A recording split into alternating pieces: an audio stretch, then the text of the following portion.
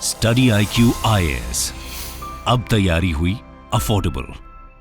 नक्सलवादी, माओवादी, CPI, CPIM, CPIML, Lenin कौन है, मार्क्स कहां से आ गया, ये सब क्या है?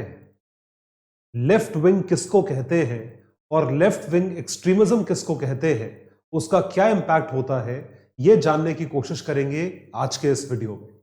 So ladies and gentleman, boys and girls, आपका बहुत बहुत स्वागत है स्टडी IQ IAS पर।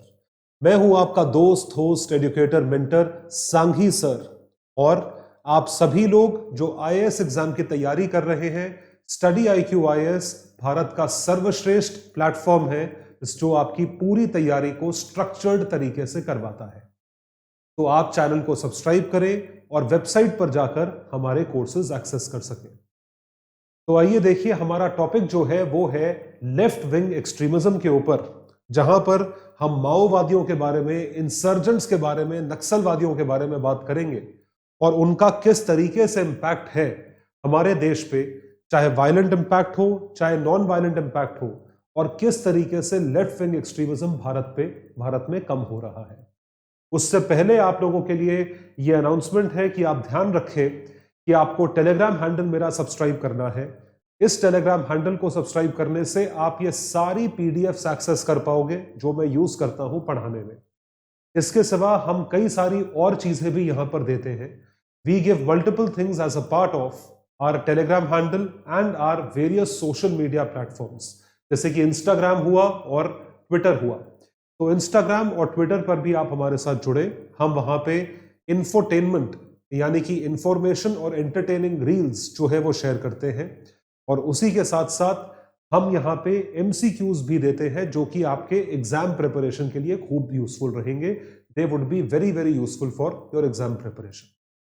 तो आइए देखते हैं, समझते हैं कि ये टॉपिक क्या कहता है। हाल ही में ईस्टर्न जोनल काउंसिल की मीटिंग हुई जिसको चेयर किया भारत के गृह मंत्री अमित शाह साहब ने। तो वहां पर बात हुई नक्सलवादियों की, वहां पर बात हुई माओ इंसर्जेंसी की। तो अमित शाह जो है उन्होंने चेयर करा ईस्टर्न जोनल काउंसिल की मीटिंग तो कोलकाता में, जिसमें अन्य लोग जो हैं वो प्रेजेंट थे। ये इनकी फोटो है, ये सारे लोग थे। तो वेस्ट बंगाल की मुख्यमंत्री थी और सेक्रेटरीज, ज्वाइंट सेक्रेटरीज, MLAs, काफी सारे लोग थे। तो इसमें क्या बात करी गई, व्हाट वाज टॉक्ड अबाउट, ये हम डिस्कस करेंगे। तो बात यहां से शुरू हुई कि left wing extremism eastern areas में, जहां जहां रेड एरिया माना जाता है, जो रेड कॉरिडोर एरिया माना जाता है, उस पूरे के पूरे एरिया में लेफ्ट विंग एक्सट्रीमिज्म की वारदातें कम हुई हैं। It has reduced. इसको आंकड़ों से सपोर्ट करेंगे, we will support it with numbers. तो अगर आप नंबर देखें तो नंबर यहां पे ऐसे दर्शाते हैं, अगर हम कंपेयर करें पिछले साल से 2018 से, तो 2018 में ऐसी 833 वारदातें हुई, जिसमें से डेथ हुई 240, और डेथ का नंबर 3 साल में सिग्निफिकेंटली भारी मात्रा से रिड्यूस हुआ है। तकरीबन 100 डेथ्स कम हुई है, 147 से रिड्यूस हुआ है, और number of incidents have also reduce to 509, 509 वारदातें हुई हैं। तो ये कैसे कम हुई, ऐसा क्या हुआ ईस्टर्न जोन में? क्या ये रिपोर्ट कम हो रही है या वारदातें वाकई में कम है? ये देखने वाली बात है, ये समझने वाली बात है। तो इस चीज की हिस्ट्री जानेंगे पहले कि लेफ्ट विंग एक्सट्रीमिज्म आया कहां से, कम्युनिस्ट पार्टी का जन्म कहां से हुआ, माओ नक्सल होते कौन है, ये चीजें जानेंगे, फिर आएंगे लेफ्ट विंग एक्सट्रीमिज्म पे। तो आइए देखें LWE का पूरा एक ब्रीफ हिस्ट्री आपको बताऊंगा, जल्दी से बताऊंगा, ध्यान से सुनते जाइएगा, इंटरेस्टिंग है। सन 1925 में एक पार्टी बनाई गई, एक संगठन बनाया गया जो मार्क्सवादियों के विचार पर था। तो कार्ल मार्क्स एक सोशलिस्ट अपने आप को कहते थे, जो कि ये कहते थे कि सब कुछ जो है वो एक सोशलिस्ट मेंटालिटी पे चलना चाहिए। जो गरीब है उनका शोषण होता रहेगा अमीरों द्वारा, कैपिटलिस्ट द्वारा। इस वजह से जो गरीब है या जो लेबर क्लास है, उनको अपना हक मांगना आना चाहिए। इस मेंटालिटी पे CPI का जन्म हुआ। तो CPI was formed with this mentality in 1925। तो इनमें 1925 में ये पार्टी बनाई गई। फिर तकरीबन 1960 1964 में आइडियोलॉजिकल डिफरेंसेस आ गए पार्टी के अंदर। तो इस पार्टी के दो भाग हो गए। तो सीपीआई था और उसके ऊपर बना सीपीआई मार्क्सिस्ट, एक अलग पार्टी बनी क्योंकि मानसिक तौर पे विचार नहीं मिल रहे थे, आइडियोलॉजिकल डिफरेंसेस आए। उसके कुछ साल बाद इसी में से एक फैक्शन, एक टुकड़ा और अलग हुआ जिसको बाद में कहा जाने लगा CPI Marxist Leninist, CPI ML. तो पहले बना सीपीआई, फिर सीपीआई एम यहां से निकला, फिर सीपीआई एमएल इसके अंतर्गत इसके अंदर से निकला। तो लेफ्ट विंग एक्सट्रीमिज्म जो है वो शुरू हुआ 1967 में, जब सीपीआई के ही कुछ सेक्शन के लोग या कुछ वहां के लोग जो है उन्होंने वहां पे रिवोल्ट करा, नक्सलबारी में रिवोल्ट करा। ये आपने शायद कहानी सुनी हो, Naxal insurgency in India originated in uprising in Naxalbari. ये चीज जो है ये बहुत ज्यादा प्रमोट करी गई या ये बहुत ज्यादा बढ़ाई गई। उसके बाद बना मार्क्सिस्ट लेनिनिस्ट 1969 में। तो जो रेडिकल एलिमेंट्स थे वो यहां से अलग हुए। उसके बाद लेटर सीपीआई एमएल, यही वाली जो पार्टी है, स्प्लिंटर्ड इनटू सेवरल नक्सलाइट ग्रुप्स। क्योंकि देखिए जो बनी ही चीज रेडिकल मेंटालिटी पे है, जैसे आतंकवादी को रेडिकल कहा जाता है, जो रेडिकल मेंटालिटी पे बनी है वो डिस्ट्रक्शन, वायलेंस, पूरी की पूरी हिंसा पे वो चीज टिकी होगी। इस वजह से इस ऐसी संस्थाओं को, ऐसी ऑर्गेनाइजेशंस को बैन करा जाता है, they are banned. One such Naxal group which was formed out of CPI-ML was called as MCCI। तो इस तरीके से शुरू से लेके एंड तक ये जो है ये चीज बनी और इसके फैक्शंस जो है एक ही पार्टी से निकलते गए। तो इसको एक अगर आपको समराइज वर्जन में दिखाया जाए तो ये फ्लो चार्ट आप देख सकते हैं। सबसे पहले बना सीपीआई सन 1925 में, जो कि एक ठीक मेंटालिटी पे बना था। उससे एक फैक्शन टूटा 1964 में, सीपीआई मार्क्सिस्ट बनाया गया। फिर सीपीआई मार्क्सिस्ट लेनिनिस्ट ग्रुप बनाया गया 1969 में। मार्क्सिस्ट लेनिनिस्ट से MCCI Maoist communist centre of India बनाया गया और सीपीआई एमएल और एमसीसीआई मिलके सीपीआई माओवादी बन गए, सीपीआई माओइस्ट बन गए।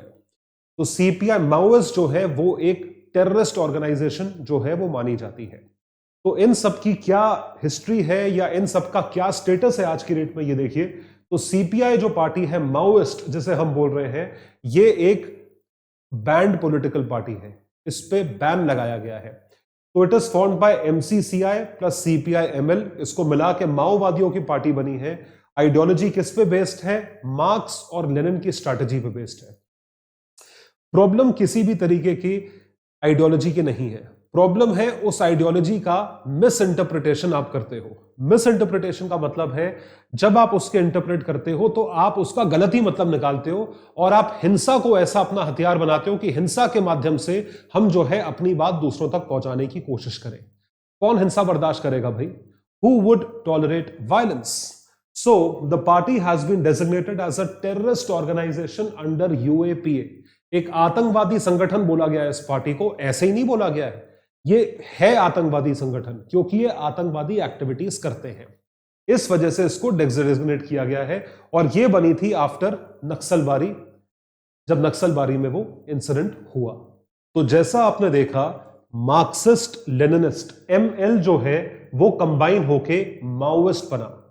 तो ये जो आइडियोलॉजीज है ये आती हैं एमएल, माओवादी या माओइस्ट की मेंटालिटी, जो कंबाइन होके आज की डेट में एक ऐसा संगठन है जो कि बैंड है।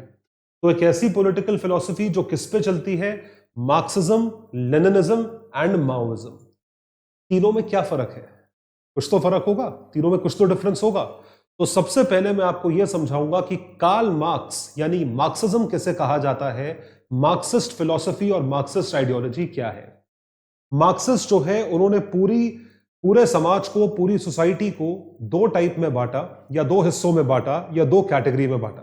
जैसा आप देख पा रहे हैं, पहली कैटेगरी को कहा जाता है अंग्रेजी में bourgeois capitalism. So capitalist is the English term of bourgeois. इसका मतलब होता है जो लोग दूसरों का खून चूसते हैं, अपनी जेबें भरते हैं, पैसा कमाते हैं, अमीर होते हैं at the cost of others. इसको कहा गया कैपिटलिस्ट क्लास।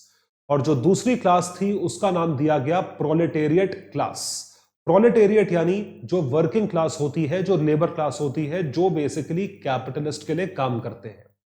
तो मार्क्स की जो आइडियोलॉजी थी, मार्क्स का जो दर्शन था, फिलॉसफी थी, वो इस पे बेस्ड था कि सोशलिज्म जो है इस पे बेस्ड है वर्किंग क्लास का शोषण, नहीं होना चाहिए जो कि होता आ रहा है। सारी वर्किंग क्लास को इकट्ठे आ जाना चाहिए और इनके खिलाफ, कैपिटलिस्ट क्लास के खिलाफ रिवोल्ट करना चाहिए। अगर हम नहीं तो तुम नहीं। So the exploitation of the latter is the essence of Marxist ideology, ऐसा मार्क्स ने सजेस्ट करा था अपनी थ्योरी में सन 1850 में, 1850s में। एक जर्मन फिलोसोफर रह चुके हैं ये। उसके बाद जो है बारी आई लेनिन की। लेनिनिस्ट थ्योरी या लेनिनिज्म के नाम से भी पॉपुलर है। रशियन लीडर थे जो कि वहां के बाद में प्रेसिडेंट भी बने। लेनिन ने क्या कहा था? लेनिन ने यह बोला कि आप तो, इन्होंने बात ही प्रोलेटेरिएट के लिए की करी कि प्रोलेटेरिएट की ही सरकार होनी चाहिए, प्रोलेटेरिएट का ही रूल होना चाहिए, उन्हीं का शासन होना चाहिए। तो Vladimir Lenin that proposes the establishment of the dictatorship of the proletariat, मतलब जो वर्किंग क्लास है उसकी डिक्टेटरशिप, उसका राज, उसका शासन, उसका रूल होना चाहिए as the political prelude to the establishment of communism. तो कि आप कम्युनिज्म को एस्टैब्लिश करें कि सब कुछ कम्युनिटी का है, everything belongs to the community. अगर मेरे पास 2 गायें हैं, मैं एक कॉलोनी में रहता हूं, मेरे पास 2 गायें हैं, तो 2 गाय जो है वो पूरी कॉलोनी को बिलोंग करेंगे, उसका दूध निकलेगा, वो पूरा गांव पिएगा, पूरी कॉलोनी पिएगी। उसे कहा जाता है कम्युनिज्म। कम्युनिज्म वर्ड बनता है कम्युनिटी से, तो कम्युनिटी से बनता है कम्युनिज्म, कि सब कुछ कम्युनिटी को बिलोंग करता है। मार्क्सिस्ट आइडियोलॉजी ये नहीं थी। मार्क्सिस्ट सोशलिस्ट था कि अगर मेरे पास 2 गाय है तो एक गाय मैं अपने पड़ोसी को दे दूं, वो भी दूध पिए, मैं भी दूध पीऊं। कम्युनिस्ट आइडियोलॉजी है कि सब कुछ स्टेट को बिलोंग करता है, everything belongs to the state, ऐसा कहना था लेनिन का, लेनिनिस्ट आइडियोलॉजी। तो मार्क्स और लेनिन से इंस्पायर हुए कौन? इनसे इंस्पायर हुए कम्युनिस्ट पार्टी ऑफ चाइना के लीडर जिनका नाम है माओ जेडोंग। तो माओ जेडोंग यहां से इंस्पायर हुए, जिनका नाम था माओ से संग, माओ से टंग। इन्होंने जो है ये चीज बोली कि सब कुछ कम्युनिटी को बिलोंग करता है, हम अपने हिसाब से रूल करेंगे, जहां पे कैपिटलिज्म फॉलो करना पड़ेगा वहां पे वो करेंगे, जो कि दोनों ने, लेनिन मार्क्स दोनों ने नहीं करा था, लेकिन मैक्सिमम हम कहेंगे अपने आप को communist party. So it is a doctrine to capture state power, कि स्टेट पावर को कैप्चर करो through a combination of armed insurgency, कि आर्म तरीके से आप इंसर्जेंट हो, mass mobilisation and strategic alliance. तो मास मोबिलाइजेशन, क्योंकि जब तक मोबिलाइजेशन नहीं होगा तब तक आप पावर ले ही नहीं सकते किसी की, और अलायंस बनाओगे, आप संगठन बनाओगे।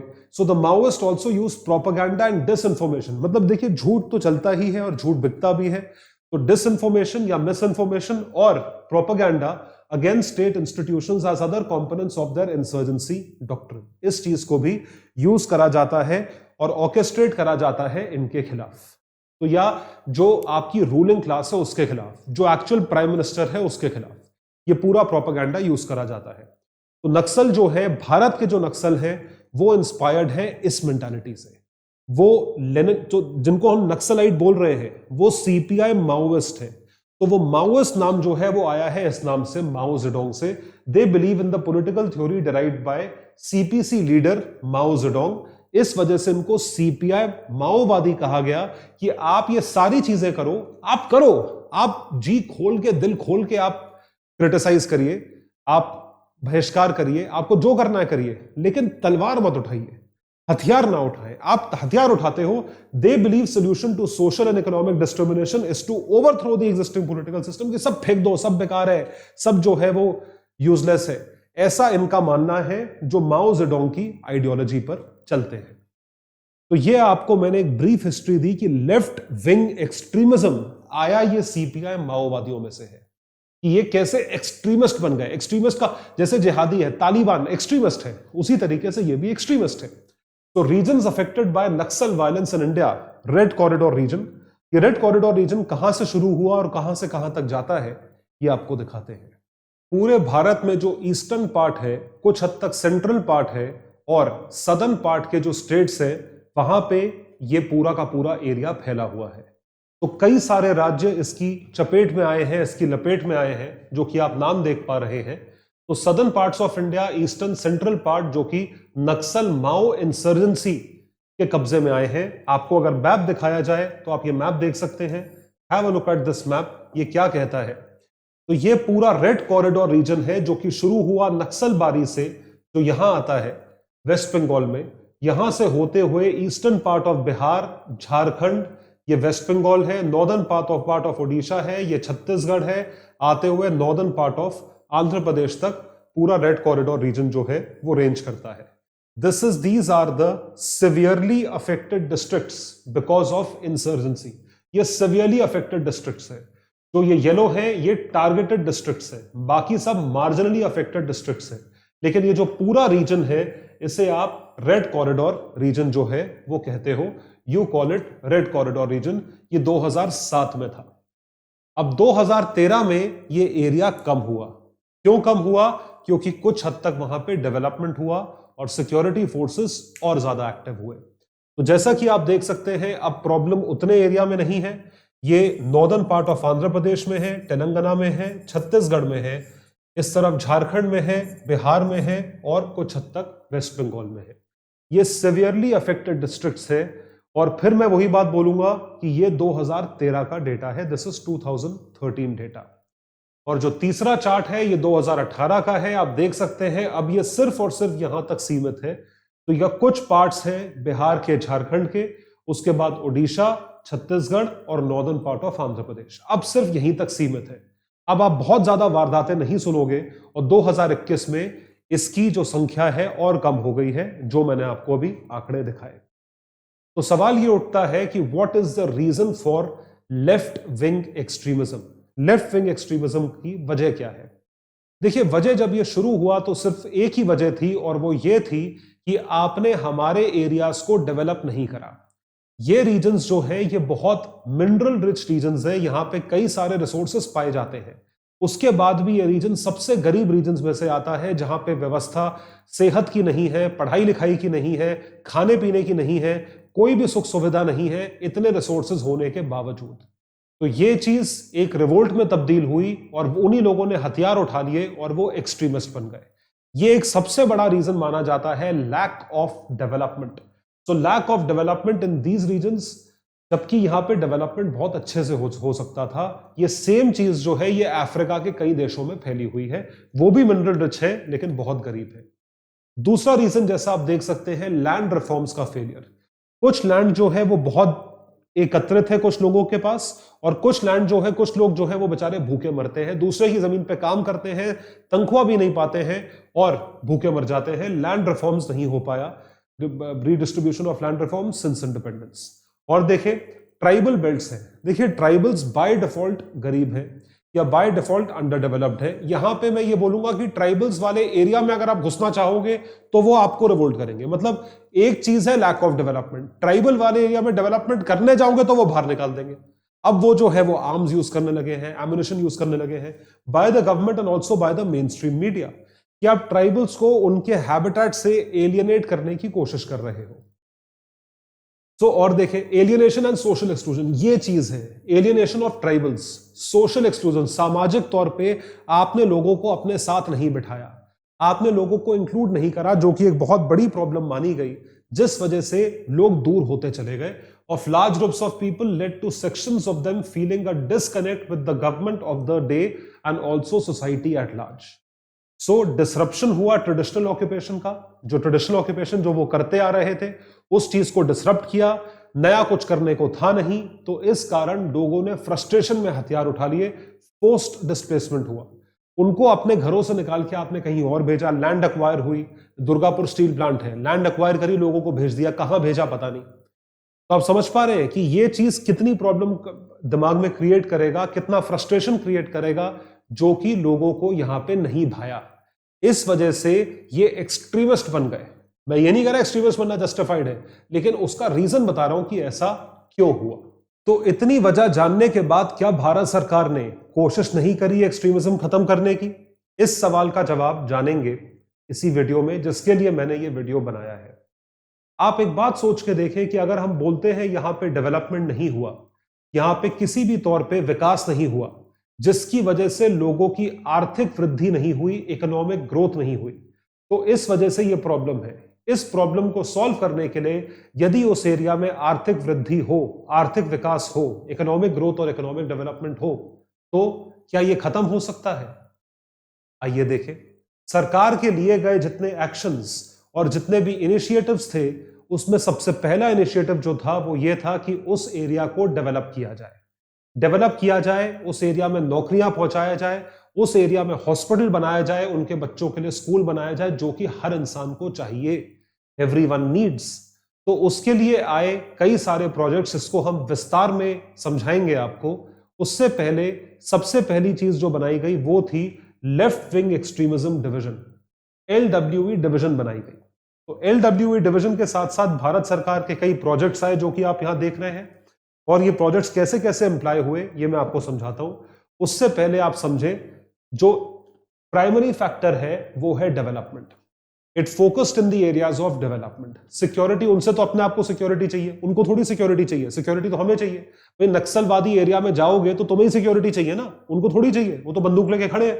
Ensuring rights and entitlements of local community is highly important, कि उनको आप जबरदस्ती उनकी जमीन से ना हटाएं, फोर्स्ड डिस्प्लेसमेंट ना करें। Improvements in governance and public perception management, governance को इंप्रूव करो और पब्लिक परसेप्शन जो है वो मैनेजमेंट का ठीक करो, जिससे कि लोग एलियनेटेड ना फील करें, वो अपने आप को भारत का हिस्सा माने, अपने आप को डेवलपमेंट का हिस्सा माने, जिसको हम इंक्लूसिव ग्रोथ के नाम से भी जानते हैं। बहुत जरूरी है, इट इज हाईली इंपॉर्टेंट। तो इस वजह से LWE डिवीजन जो है वो बनाई गई सन 2006 में, जिसका बेसिक फंक्शन ये था, उसको कोशिश ये करनी थी कि आप उस एरिया को पूरी तरीके से सिक्योर करें, उनकी मेंटालिटी समझें और उनको समझाने की कोशिश करें कि भारत सरकार उनके लिए क्या क्या कर रही है। तो गृह मंत्रालय ने, होम अफेयर्स मिनिस्ट्री ने स्टेट्स की कैपेसिटी बिल्ड करी टू कॉम्बैट LWE, और ये तमाम स्कीम्स जो हैं उनको डिप्लॉय करा गया, एम्प्लॉय करा गया, ताकि लोगों को वहां पे सेफगार्ड किया जा सके।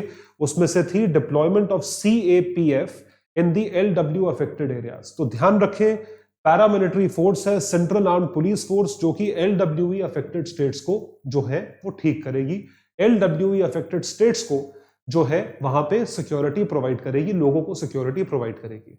सिक्योरिटी रिलेटेड खर्चे जो हैं वो चीज आपने बांधी, स्पेशल इंफ्रास्ट्रक्चर स्कीम ये आपने लगाने की कोशिश करी। तो सारे एफर्ट्स जो है कहां से आए, LWE डिवीजन से आए। तो LWE डिवीजन का बनाना जो है वो कामयाब कैसे रहा, वो ऐसे रहा कि आप कई सारे प्रोजेक्ट्स को इंप्लीमेंट कर पाए, जैसे कि प्रोजेक्ट समाधान। तो प्रोजेक्ट समाधान जैसे आप देख पा रहे हैं, ये प्रोजेक्ट है, it stands for this: smart leadership, aggressive strategy, motivation and training, actionable intelligence, dashboard based KPI, key performance indicators, harnessing technology, action plan for each theatre, no access to financing. It was launched in 2017, और ये सारी चीजें जो है वो करनी है project समाधान के थ्रू, और वो इस तरीके से करनी है कि इनका इकोनॉमिक डेवलपमेंट हो। उन एरियाज में जाके आपको उस चीजों का समाधान करना है जो वहां की प्रॉब्लम्स है, the problems of that particular region, उस चीज को रोकना था। उसी के साथ साथ नक्सल्स ने अपने हथियार डाले। कब डाले? जब उनको देखा कि सरकार उनके लिए एक्चुअली कुछ कर रही है, या उनको मरने का डर था कि एनकाउंटर में मारे ना जाए। To encourage left wing extremist to surrender and to provide alternative employment for them, ये सबसे बड़ा एम था कि आपको एम्प्लॉयमेंट की दिक्कत है, डेवलपमेंट की दिक्कत है, हम वो कम करवाते हैं। 2018 से 2021 के बीच 2295 कार्डर्स सरेंडर्ड, इन्होंने सरेंडर कर दिया। बहुत बड़ी अचीवमेंट है, बहुत बड़ी जीत है भारत सरकार के लिए, कि प्यार मोहब्बत से बात हो जाए। हम जो है हम LTTE के रास्ते ना चले, LTTE के रास्ते जाएंगे तो बहुत खून खराबा होगा, इंटरनेशनल लेवल पे बहुत हल्ला मचेगा। और जिस तरीके से श्रीलंका को LTTE की प्रॉब्लम खत्म करने के लिए ग्लोबल लेवल पे आइसोलेट कर दिया गया था, उस तरीके से भारत को भी कर दिया जाएगा।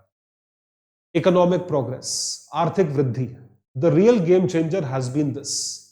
तुम्हें जो चीज नहीं मिल रही थी, भारत सरकार तुम्हारे घर तक लेकर आ रही है। प्रोवाइडेड पोटेंशियल रिक्रूट्स, यानी कि नौकरी एंड ऑल्टरनेटिव नैरेटिव। तो जो आर्थिक तौर पे माइग्रेशन हो रहा था, और circular migration is mostly temporary. Research based sample survey ने एस्टिमेट करा कि circular integration is about 7 times larger than permanent migration, कि लोग जो है वो एक सीजन में जाके दूसरी जगह काम करते हैं, फिर वापस आ जाते हैं। तो 2017 इकोनॉमिक सर्वे ने क्या बोला, that migrants make up between 17 and 29% of the workforce. तो पूरी वर्कफोर्स का तकरीबन 1/4 हिस्सा जो है वो माइग्रेंट वर्कफोर्स है, जो माइग्रेट करता है दूसरे शहरों में, बड़े शहरों में, बड़े स्टेट्स में। तो उनको आप सपोर्ट करें, और अगर उनके लिए इकोनॉमिक प्रोग्रेस या डेवलपमेंट उसी जगह पहुंच जाए जहां वो रहते हैं, तो उनको माइग्रेट करने की जरूरत नहीं पड़ेगी, उनको वहीं रहने की जरूरत पड़ेगी, और वो वहां पे खुश है। यहां पर एक आंकड़ा सामने आया कि तकरीबन 10 करोड़ लोग जो हैं वो माइग्रेट करते हैं दूसरी जगहों तक और वो सर्कुलर माइग्रेशन में रहते हैं। तो उन सबको देखते हुए सरकार ने 3 जो है कंक्लूजन्स निकाले। वो कंक्लूजन्स ये थे कि लोग अगर नौकरी के लिए जाते हैं दूसरे शहरों में, चाहे बहुत छोटे टाइम के लिए जाते हैं, शॉर्ट ड्यूरेशन के लिए जाते हैं, उनके लिए लैंग्वेज कोई बैरियर नहीं है। Language is not a barrier to economic migration. आप काम के लिए जाते हो, काम करके आ जाते हो, इसे आउट माइग्रेशन भी कहा जाता है। आउट माइग्रेशन का मतलब है कि आप माइग्रेट करके जो है आप दूसरे शहर में जाते हो काम करने के लिए, बस बेटर अपॉर्चुनिटी के लिए। There is significant share of youth in circular migration, कि शॉर्ट ड्यूरेशन के लिए गए, काम करके आ गए, बहुत बड़ा यूथ है। और उसी के साथ साथ महिलाओं की संख्या जो है वो बढ़ती जा रही है। और टोटल मिला के तकरीबन 10 करोड़ लोग ऐसे हैं जो कि इकोनॉमिक माइग्रेशन करते हैं दूसरी जगहों पर, दूसरे शहरों में, एक बेटर लाइफस्टाइल के लिए, जो कि शॉर्ट ड्यूरेशन होता है। तो states such as Jharkhand, Odisha, Bihar, Bengal and Chhattisgarh have all seen economic out migration. यानी कि इन स्टेट से निकल, तभी आपने देखा होगा कई जगह कितने आप बोलते हैं कि भाई बिहार से कोई काम करने आया है, छत्तीसगढ़ से आया है, तभी जब लॉकडाउन लगा तो हमने क्या देखा कि लोग वापस पैदल घर को चल के जा रहे हैं, पलायन कर रहे हैं। वो कहा, वो नॉर्मली मैक्सिमम लोग बिहार जा रहे थे, they were going back to their homes, they were going back to Bihar. So economic opportunities thrown up in western and southern states and NCR are the barely noticed dimension to depriving LWE of foot soldiers. कि वो जो पैदल चल चल कर आते हैं वो इसलिए आते हैं क्योंकि आपने पूरा डिवाइडेड या स्प्रेड आउट होलिस्टिक डेवलपमेंट नहीं करा। सिर्फ और सिर्फ कुछ शहर डेवलप्ड हैं, जो कि पूरी दुनिया की प्रॉब्लम है, हिंदुस्तान की प्रॉब्लम ज्यादा है। तो हम क्या कंक्लूजन निकाल सकते हैं इससे कि हमें डेवलपमेंट का सहारा लेना पड़ेगा LWE में एक्सट्रीमिज्म कम करने के लिए। और वो चीज ऑलरेडी हो रही है, इस वजह से वारदातें कम है, मौतें कम है। But if the gains of the battle have to be consolidated, economic growth has to be the front and centre of any future strategy. बहुत ही सुंदर लाइन लिखी हुई है। ये आपकी इंट्रोडक्टरी लाइन हो सकती है, ये आपकी कंक्लूडिंग लाइन हो सकती है, ये ऐसे में आप लिख सकते हैं। आपका बहुत अच्छा जो है वो आंसर इससे फ्रेम होगा। जीएस पेपर 3 में इंटरनल सिक्योरिटी नाम का एक टॉपिक है, एक पर्टिकुलर सब्जेक्ट है, उसमें ये टॉपिक बहुत यूजफुल रहेगा। Economic development is the foundation on which India can be secured from both internal and external threats. जिस तरह के से फोकस है और इसी चीज को लेकर जो है भारत सरकार भी आगे बढ़ी है। तो यहां पे इसकी समरी मैंने यहां पे दी हुई है। हमने जो कुछ भी पढ़ा, हिस्ट्री ऑफ LWE हमने पढ़ी है, उसके साथ साथ राइज ऑफ LWE, उसके क्या वजह है और भारत सरकार ने क्या स्टेप्स लिए उसको कम करने के लिए। ये पूरा एक समराइज स्लाइड है। आप कमेंट सेक्शन में लिखकर बताइएगा कि क्या आप इस तरीके का मैटर विद समराइज स्लाइड देखना चाहेंगे या नहीं, क्योंकि हम बहुत मेहनत कर रहे हैं। एक एक PPT बनाने में 3-3, 4-4, 5-5 घंटे लगते हैं, पूरा पूरा दिन लग जाता है। 2 लोग जो है वो टाइम लगाते हैं, जिसका मतलब इन कलेक्टिव 10 आवर्स लगते हैं। फिर इसे रिकॉर्ड करा जाता है, एडिट करा जाता है, थंबनेल बनाया जाता है और आपके सामने प्रस्तुत करा जाता है। तो हमारा प्रोत्साहन बढ़ाएं, चैनल को लाइक करें, वीडियो को लाइक करें, कमेंट करें और इसके साथ साथ हमारे जो कोर्सेज आ रहे हैं इनको सब्सक्राइब करें यदि आप 2024 के एस्पिरेंट हैं। तो 2024 के IAS एस्पिरेंट्स के लिए जो प्रॉपर फाउंडेशन बैच है वो स्ट्रक्चर्ड तरीके से हम लोग आप तक लेकर आ रहे हैं, जो कि शुरू हो रहा है 2 जनवरी से शाम को 6 बजे। इस बैच को जरूर सब्सक्राइब करें, क्योंकि आपका पूरा जनरल स्टडीज का सिलेबस इस बैच के द्वारा भारत की सारी टॉप फैकल्टीज तकरीबन 1000 घंटे के लाइव टीचिंग आवर्स के थ्रू पढ़ाएंगी। उसके साथ साथ हम आपको प्रीलिम्स की टेस्ट सीरीज अलग, मेंस की आंसर राइटिंग प्रैक्टिस अलग और लाइव डाउट सॉल्विंग सेशंस करवाएंगे। इसके ऊपर प्रिपरेशन के साथ और प्रिपरेशन के बाद आपके पास मेंटर्स की सुविधा अवेलेबल रहेगी। आप कभी भी उनसे फोन करके कोई डाउट पूछना चाहें, जुड़ना चाहें, कोई गाइडेंस लेना चाहें, वो लोग आपके लिए अवेलेबल रहेंगे और आप हम तक भी पहुंच सकते हैं डाउट्स पूछने के लिए कभी भी आफ्टर दिस। तो जरूर इस बैच को सब्सक्राइब करें। एक बहुत ही अफोर्डेबल प्राइस पे ये बैच आप तक लाया जा रहा है, जो कि है 30,500 रुपए। न्यू ईयर्स का डिस्काउंट है जो कि इस बैच पे अवेलेबल है। यदि आप मेरा कोड यूज करें तो मेरा कोड है Sanghi live. Sanghi live code के यूज से आपको यही बैच जो है ये प्राप्त होगा सिर्फ और सिर्फ 19,000 रुपए में। तो मेरे साथ कहें, अब तैयारी हुई अफोर्डेबल। और इस बैच को सब्सक्राइब करिए। ये वन स्टॉप शॉप है आप सभी के आईएएस के सपनों को पंख देने के लिए। तो ये बैच जो है ये स्टडी आईक्यू की वेबसाइट पे अवेलेबल है, इसको सब्सक्राइब करें आज ही and make sure that you cover your IAS preparation from all sides. तो मेहनत हमारी, रिजल्ट आपका। आप बैच को जरूर सब्सक्राइब करें और ये जो पीडीएफ है ये आपको मेरे टेलीग्राम हैंडल पर मिल जाएगी। Thank you so much. इसी तरीके से मेहनत करते रहें, बड़ों का आदर करें, छोटों को प्यार दें और अपना चरित्र इस कदर विकसित करें कि महिलाएं आपके समक्ष सुरक्षित महसूस करें। बहुत बहुत शुक्रिया, धन्यवाद। स्टडी आईक्यू आईएएस, अब तैयारी हुई अफोर्डेबल।